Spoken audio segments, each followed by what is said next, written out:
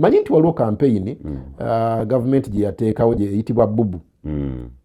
by Uganda build Uganda naye ate ekizibu kya bubu kiri nti bw'otunuulira ebintu ebikolebwa omutindo n'ebbeeyi yaabyo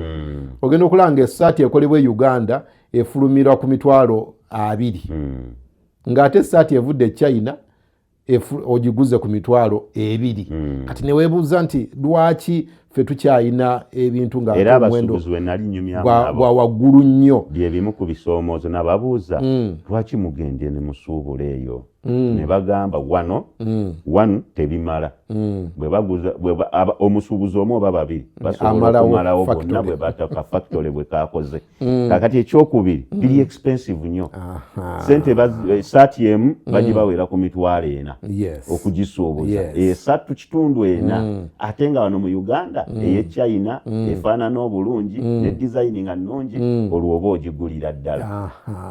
kakati tuyinza kukivaamu tutya ekizibu ekyo tetulina raw material weeziri naye ebimu ku bikozesebwa ng'ofulumya ebintu kye tuyita cost of production ng'ofulumya ebintu ekimu ku byo yes raw material naye ate n'ekisingira ddala nze kyensuubira kiyinza okuba ekizibu kyaffe nti omuwendo omuntu gwakozesa okufulumya ekintu mu Uganda gukyali munene